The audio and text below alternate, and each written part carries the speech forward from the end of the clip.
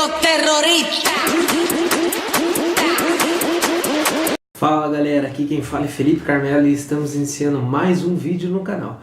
O vídeo de hoje é um vídeo bem diferente de todos os outros vídeos do canal, pois hoje eu não vou focar exclusivamente no vestibular, vou tratar de um assunto extremamente importante, de um acontecimento dessa última semana, em que não dá para deixar passar em branco, que foi o caso do incêndio no museu, né, no Museu Nacional lá no Rio de Janeiro. Eu, ainda mais como uma formação em História, não tenho como ignorar esse simples fato. E como eu disse, né, o vestibular ele é importante, o objetivo desse canal é o vestibular, ajudar vocês a passar no vestibular na área de humanas, né, e dar algumas dicas, passando conteúdos e tudo mais. Porém, somos muito mais do que vestibular, né? Somos muito mais do que um simples vestibular, uma simples prova. Temos que fazer o nosso papel na sociedade, ter o senso crítico, debater ideias, discutir questões que estão acontecendo. E hoje eu inauguro esse ramo também dentro do canal. Em breve terá um vídeo sobre as eleições de 2018, que estamos perto, inclusive é um mês. Então aqui vou expor algumas coisas, vocês deixem um comentário, assistam até o fim. Primeiro de tudo, eu vou tentar mostrar para vocês como, né, o incêndio do museu ele é um reflexo de uma sociedade que não valoriza a sua ciência. Exatamente. O incêndio no museu é um reflexo da nossa sociedade, infelizmente. Então não foi algo isolado que aconteceu do nada. Tem todo um processo e vamos tentar entender nesse vídeo. Então, se você ainda não está inscrito, por favor se inscreva, deixe um like, compartilhe com os amigos e assista até o fim. E deixe o seu comentário depois para ver se você gostou, se você tem outras opiniões, outras ideias. O importante numa democracia é a pluralidade de ideias. Bom, então todo mundo aí foi recebido nessa última segunda-feira, dia 3 de setembro, com a triste notícia de que o Museu Nacional, que fica no Rio de Janeiro, teria pegado fogo, né? E esse fogo teria consumido praticamente todo o material que ali se encontrava. A gente recebeu, esse incêndio teria começado na noite de domingo, dia 2 de setembro, e teria se alastrado até amanhã aí de segunda-feira. Algumas coisas, um breve histórico para a gente tentar entender, para vocês tentarem entender a importância desse museu. Para vocês terem uma noção, esse museu tinha completado 200 anos nesse ano de 2018, ou seja, ele era de 1818. Inicialmente, né, porque o museu começou com a família real, com a vinda da família real para o Brasil. Então quem começou esse museu a guardar esse acervo todo, claro que o acervo hoje era muito maior do que no início, mas quem iniciou essa proposta foi Dom João VI, coisa que continuou com Dom Pedro I, Dom Pedro II. E é importante entender que antigamente era chamado de Museu Real, quando ele foi criado por Dom João VI, o Museu Real. Hoje a gente conhece ele como Museu Nacional, mas era um Museu Real, né? E ele não ficava nesse prédio que pegou fogo, não ficava nesse prédio. Ele ficava num outro prédio antes, lá no centro do Rio de Janeiro, tá? Lá no Campo de Santana. E depois da proclamação da República, lá no ano de 1892, quando o Brasil não era então mais império, é que ele se mudou, se pegou o acervo que ficava lá no centro e mudou para esse prédio que agora no caso pegou fogo. Por quê? Porque antes, no período do Império, esse prédio onde estava o acervo do Museu Nacional era o quê? Era um palácio, era moradia, foi moradia de Dom João VI e dos dois imperadores. Então, só para situar vocês aqui. O fato é que esse acervo começou a ser guardado então a partir de 1818, quando se criou. Sabemos que quando Dom João VI vem para cá, no ano de 1808, vocês estudam isso em história, toda a vinda da família real, também tem toda uma proposta de que o Rio de Janeiro, né, agora que passaria a ser a sede aí do Império depois, né, a capital, você tem toda uma proposta de trazer para o Rio de Janeiro e mudar as caras do Rio de Janeiro para uma cidade culturalmente espetacular, né, com teatros, bibliotecas, museus, enfim, deixar Rio de Janeiro com a cara de uma capital, mesmo de um império. E foi nesse sentido que então Dom João VI também iniciou esse museu aí que hoje a gente conhece como Museu Nacional. Tá? Então, só para situar aqui vocês, hoje o que a gente conhece como Museu Nacional, ele fica Ele, na verdade, é uma instituição autônoma, né? Uma instituição autônoma que era integrante do Fórum de Ciência e Cultura da Universidade Federal do Rio de Janeiro. Ou seja, era integrante aí da UFRJ, né? E vinculado ao Ministério da Educação. Por que que o museu é vinculado ao UFRJ?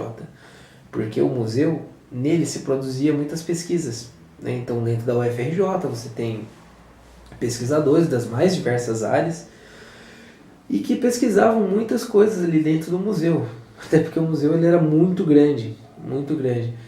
O que eu quero chamar a atenção aqui? A gente está falando então duas coisas, na verdade, de um museu que tinha um vasto conhecimento em diversas áreas disponível para a população e que a população não usufruía, né, como deveria, primeiro. E segundo, além de tudo isso, muitas pesquisas estavam sendo realizadas dentro do museu. Então olha que gravíssima situação em que nos encontramos após o incêndio do mesmo. E aí que tá. É isso que a gente vai debater hoje. Porque se trata de um museu que tinha mais de 20 milhões de itens. 20 milhões. É isso mesmo que você ouviu. 20 milhões de itens. Mais de 20 milhões. Dentre esses itens, você tinha tanto itens na área de antropologia, na área das ciências naturais, tinha várias espécies empalhadas de insetos, de animais, espécies de plantas, né? Tinha a parte forte na botânica também. Você tinha fósseis de dinossauros encontrados nas regiões de Minas Gerais. Você tinha uma coleção egípcia do Dom Pedro I. Ele tinha uma coleção aí de múmias, entre outros artefatos do Egito antigo. O Dom Pedro, e você tinha tudo isso no museu. Você tinha a Luzia, como ficou apelidada, né, o fóssil humano mais antigo encontrado nas Américas, datado aí de aproximadamente 11.500 anos. Então, vocês percebem que é um museu que não era só importante para o Brasil, mas para o mundo, né, para as Américas, para o mundo. Assim como é o Louvre, assim como são outros museus, o Museu de Ciência Natural também lá de Nova York, que é muito conhecido, era um museu tão importante quanto todos esses outros. Uma das poucas coisas que foram salvas foi o meteorito de Bendigo, né, que ele aguenta altas temperaturas e que está lá também, um meteorito de aproximadamente 5 toneladas. Enfim, 90% de tudo isso se perdeu. É muita coisa, né? Tinha pesquisa no campo da biologia, pesquisa no campo da antropologia, pesquisa no campo da história. Enfim, foi uma tragédia, culturalmente falando. Uma tragédia. E o meu questionamento fica. Aquilo que eu dei exemplo para vocês. Por quê? Por que o Louvre é tão valorizado? Então você tem estou pegando o Louvre, que é o mais conhecido, tá? Pode ser qualquer outro da Europa. Então você tem a população brasileira hoje que ela sonha em ir para a Europa e daí ela fala, nossa, que vontade de ir para a Europa, conhecer os museus, entrar no Louvre e tudo mais. Só que não usufrui dos museus do próprio país, porque tem aquele complexo de que acha que tudo que é de fora é melhor, tem mais qualidade. Olha o calibre do museu que perdemos nesse final de semana.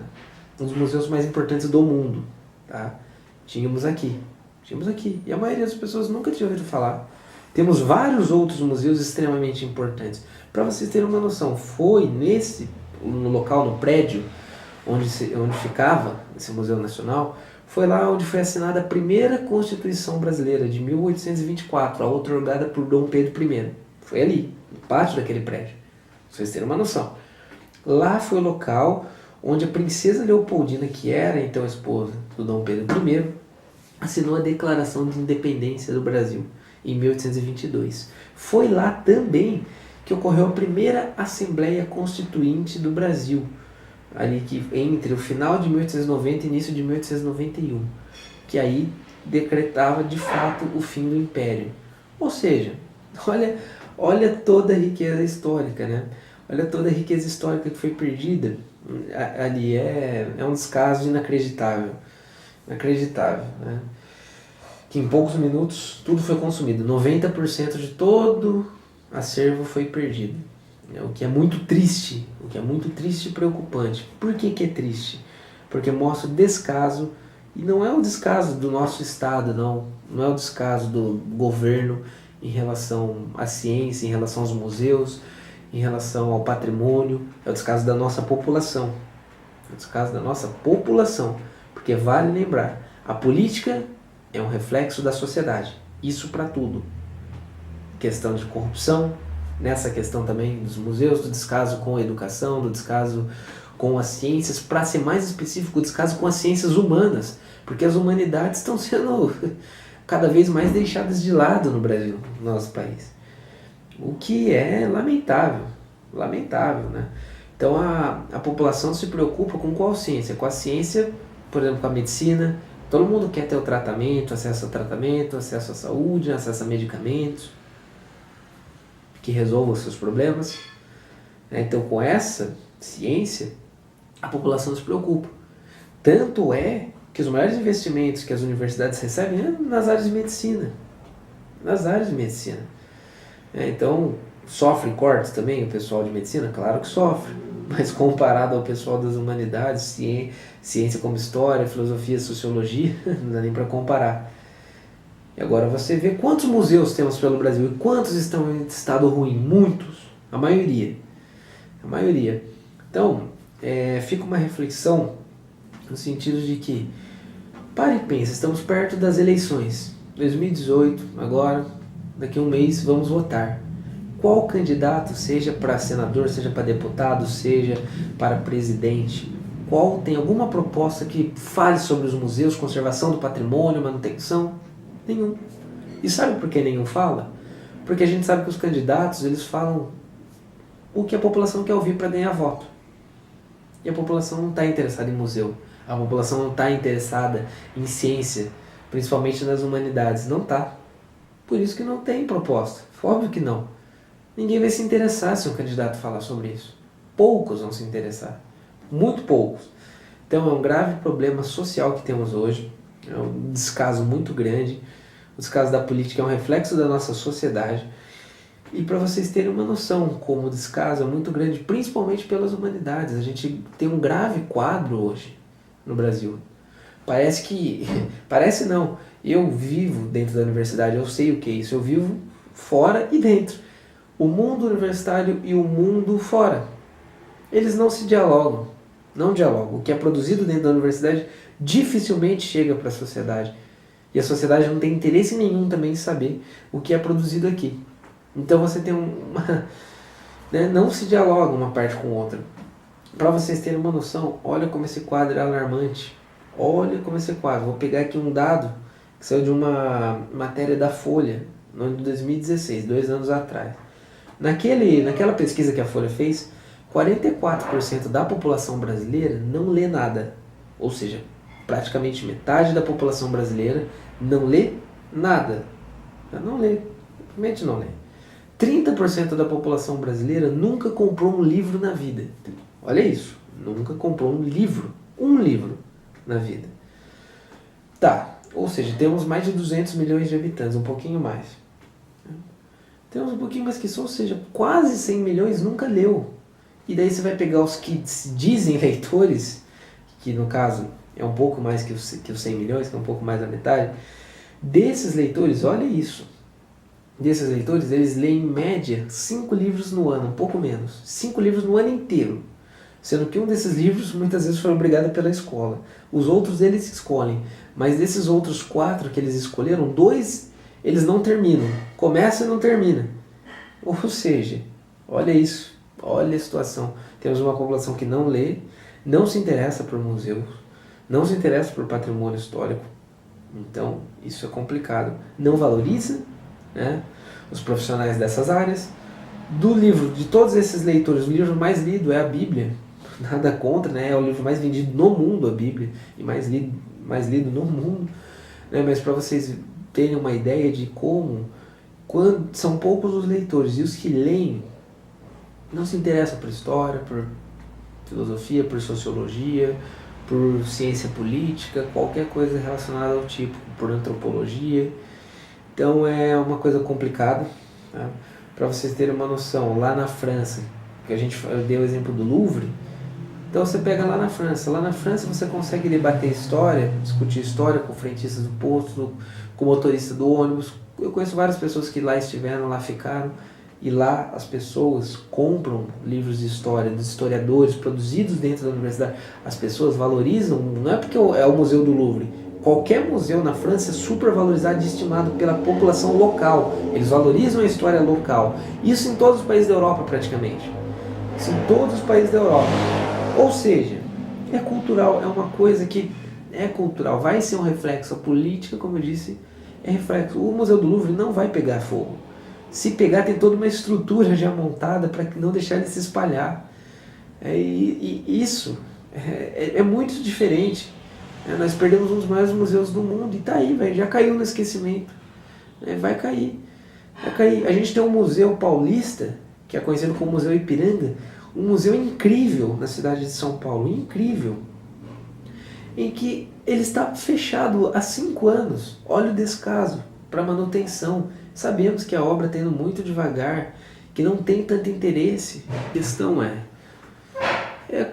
o que eu disse, né? O brasileiro ele valoriza o que é de fora e não valoriza o que é nosso, né? Então todo mundo quer ir para Nova York e conhecer o Museu de História Natural de lá, aquele que aparece no filme, né? Uma Noite no Museu.